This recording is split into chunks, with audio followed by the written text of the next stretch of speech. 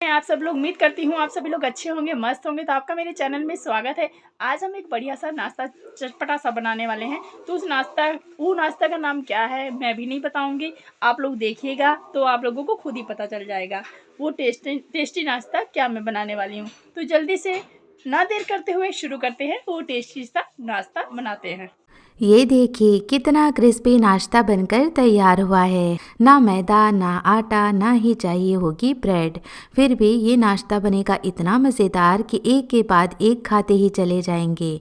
तो यदि आप भी मेरी तरह समोसा कचौरी खाने के शौकीन हैं लेकिन वही हमेशा वाला नाश्ता खाकर बोर हो जाते हैं तो एक बार ये नए तरीके से बना नाश्ता आप ज़रूर ट्राई करना, आपको बहुत पसंद आएगा। और हमेशा की तरह ये रेसिपी भी मैं आपको घर में रखे कुछ ही सामान से बनाना बताऊंगी।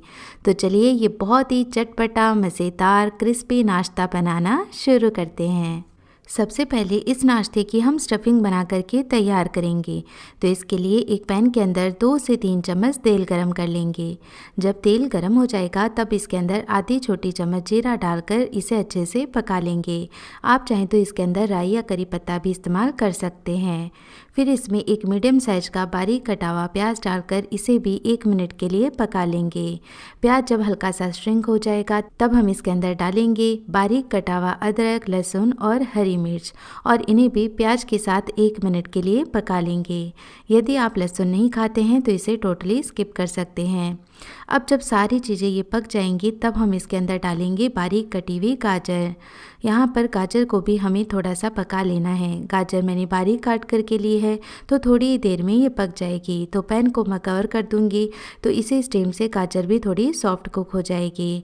आप इसमें गाजर के साथ साथ बीन्स या शिमला मिर्च का इस्तेमाल भी कर सकते हैं। गाजर को थोड़ी देर पकाने के बाद इसके अंदर हम 1 कप उबले हुए मटर डालकर इन्हें एक मैशर की हेल्प से ऐसे मैश कर लेंगे। इस तरह से जब हम मटर को थोड़ा सा मैश कर लेंगे तो आगे जब हम स्टफिंग भरेंगे इस नाश्ते के अंदर तो कोई परेशानी नहीं आएगी, यानी ये नाश्ता बिल्कुल भी फटेगा नहीं। तो अब यहाँ पर मैंने मटर को भी मैश कर लिया है और मटर मैंने उबले हुए लिए हैं तो इन्हें ज़्यादा देर पकाने की ज़रूरत नहीं है। तो इस तरह से ये ढेर सारी सब्जियों से आप नाश्ता बना करके तैयार कर सकते हैं। आप अपने मनपसंद की कोई भी सब्जी इसमें इस्तेमाल कर सकते हैं।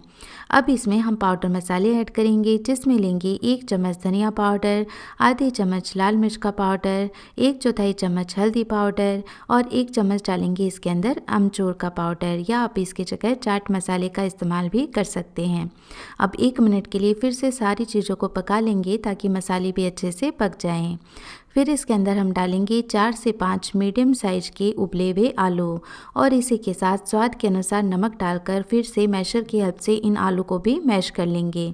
या आप चाहें तो पहले से ही कद्दूकस करके या मैश करके ले सकते हैं, लेकिन मैं इसी पैन के अंदर ही आलू को मैश कर लूँगी। तो यहाँ पर मैंने आलू को भी बढ़िया से मैश कर लिया है और मैश करते करते जो सारी स्टफिंग है वो अच्छे से मिक्स भी हो गई है। तो अब मैशर को हम हटा देते हैं और अब ये जो तैयार की गई स्टफिंग है उसके अंदर हम डालेंगे आधी छोटी चम्मच गरम मसाला, साथ ही डालेंगे इसमें बारीक कटी हुई धनिया की पत्ती और फिर से सारी चीज़ों को 1 मिनट के लिए और पका लेते हैं। तो बस ये हमारी बहुत ही आसानी से एकदम कम समय में बहुत ही टेस्टी स्टफिंग बन करके तैयार है। अब इस स्टफिंग को हम थोड़ा सा ठंडा कर लेंगे तो एक प्लेट में मैं इसे ट्रांसफ़र कर लेती हूँ, क्योंकि इस स्टफिंग को हम थोड़ी शेप देंगे जिससे इस नाश्ते को जब हम आगे बनाएंगे यानी भरेंगे तो हमें कोई परेशानी भी नहीं आएगी और नाश्ता भी देखने में सुंदर बनेगा। तो यहाँ पर हम स्टफिंग को निकाल कर एक प्लेट में रख देंगे। जब तक ये ठंडी हो रही है तब हम बाकी तैयारी कर लेंगे। तो अब हम लेंगे एक कढ़ाई और कढ़ाई के अंदर 2 कटोरी पानी ऐड करेंगे। तो या तो आप कटोरी के लिए कोई कप से ऐड कर लें या फिर इस तरह से कटोरी ले लें। अब इसके अंदर हम 1 छोटी चम्मच या स्वाद के अनुसार नमक ऐड करेंगे और इसी के साथ 1 से 2 छोटी चम्मच तेल भी ऐड कर लें। अब जो कटोरी हमने पानी की ली थी वही सेम कटोरी हम लेंगे सूजी। तो 1 कटोरी सूजी ऐड करके लगातार इसे चलाएंगे तो थोड़ी देर में आप देखेंगे कि सूजी बहुत ही अच्छे से फूल गई है। ये धीरे धीरे फूलते जाएगी और सॉफ्ट हो जाएगी और एक जगह इकट्ठी हो जाएगी, यानी ये एक डो फॉर्म में आ जाएगी। तो यहाँ पर आप जितनी सूजी लें उसका 2 गुना आपको पानी लेना है। पानी आप थोड़ा सा ज़्यादा भी इस्तेमाल कर सकते हैं लेकिन कम बिल्कुल भी इस्तेमाल नहीं करना है, क्योंकि यदि ये सूजी का डो हमारा हार्ड रहा तो फिर जब हम स्टफिंग भरेंगे तो वो फट सकता है और उसकी शेप भी अच्छी नहीं आएगी। इस तरह से जब ये सूजी का मिश्रण अच्छे से एक जगह इकट्ठा हो जाएगा तब हम दूसरे बर्तन के अंदर इसे ट्रांसफ़र कर लेंगे ताकि ये भी थोड़ा ठंडा हो जाए। तो इसे भी मैंने इस बर्तन में निकाल दिया है और थोड़ा सा इस तरह से फैला लेती हूँ ताकि जल्दी से इसकी सारी स्टीम निकल जाए। तो जब तक सूजी का ये मिश्रण ठंडा हो रहा है तब तक हम तैयार की गई स्टफिंग को चेक कर लेते हैं। ये ठंडी हो चुकी है तो अब हम क्या करेंगे, इसमें से थोड़ी सी स्टफिंग लेंगे और इस तरह से एक गोल शेप इसे दे लेंगे। तो गोल करने के बाद इसे थोड़ा ऐसे चपटा कर लें। आप अपनी मनपसंद की कोई भी शेप इसे दे सकते हैं, लेकिन ये शेप देना सबसे ज़्यादा आसान है। तो बस इस तरह से आप गोल शेप बना करके एक प्लेट के अंदर इन्हें रख लें। तो यहाँ पर जो सूजी का मिश्रण है वो भी ठंडा हो गया है, तो एक बार इसे अच्छे से गूंद लेते हैं ताकि जो सूजी है वो और भी अच्छे से स्मूथ हो जाए। तो इस तरह से देखिए, जैसे हम आटा लगा करके तैयार करते हैं सेम उसी तरीके से ये सूजी का डो बन करके तैयार हो जाता है। अब हम हाथों की थोड़ा तेल लगाएंगे और इस सूजी में से थोड़ा सा मिश्रण लेंगे और इसे ऐसे गोल कर लेंगे। सूजी का डो हमने बहुत ही सॉफ्ट लगा करके तैयार किया है, तो बहुत ही आसानी से बिना क्रैक्स के इस तरह से गोल बॉल बन जाएगी। फिर इसे चकले पर रखेंगे, थोड़ा इसके ऊपर तेल डालेंगे और बेलन की सहायता से बेल लेंगे। जब आप हल्का सा इसके ऊपर तेल लगा लेंगे तो आपको कोई प्लास्टिक की पन्नी या बटर पेपर का इस्तेमाल नहीं करना पड़ेगा और बहुत ही आसानी से इस तरह से इसे बेल सकते हैं। किनारों को आप थोड़ा पतला रखिए।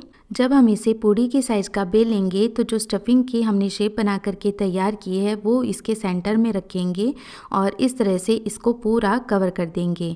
फिर ऊपर की ओर ये डो ले आएंगे और एक्स्ट्रा डो हटा देंगे।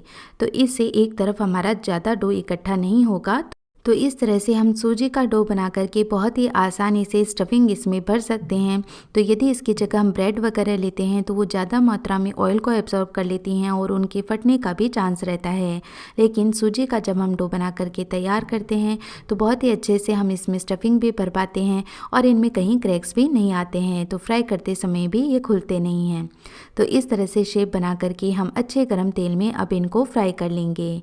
इस तरह से जब आप अच्छे गरम तेल में इन्हें फ्राई करेंगे तो ये नाश्ता बिल्कुल भी ऑयली नहीं होगा, क्योंकि जब हम कम गरम तेल में इन्हें फ्राई करते हैं तो ये ज़्यादा मात्रा में ऑयल को एब्सॉर्ब कर लेते हैं।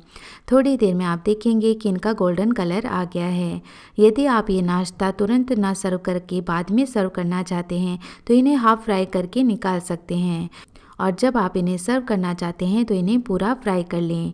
तो इससे ये नाश्ता खाने में भी अच्छा लगेगा और क्रिस्पी रहेगा। तो देखिए, बढ़िया लाल कलर आने तक हम इन्हें फ्राई कर लेंगे और इस तरह से मैंने एक बैच बना करके तैयार कर लिया है। बहुत ही सुंदर कलर इनका आया है। तो इसे आप हरी चटनी या टोमेटो केचप के साथ सर्व करें, खाने में बहुत ही अच्छा लगेगा। और ये देखिए इनका क्रिस्पीनेस है ना, कितना कमाल का। और क्योंकि हमने इस नाश्ते को बनाने के लिए सूजी का इस्तेमाल किया है तो ये नाश्ता लंबे समय तक ऐसे ही क्रिस्पी बना रहता है। तो आप भी ज़रूर से एक बार ये नाश्ता बनाएं और कैसा बना मुझे कमेंट करके ज़रूर बताएं। चटपटा सा स्पाइसी स्नैक्स बनकर हो गए हैं तैयार। अगर आप भी बनाना चाहते हैं स्नैक्स और आपका खाने का मन कर रहा है तो जल्दी से शुरू हो जाइए बनाना और मेरे ही तरीके से बनाइएगा, आप लोगों को बहुत ही ज़्यादा स्वादिष्ट लगेगा।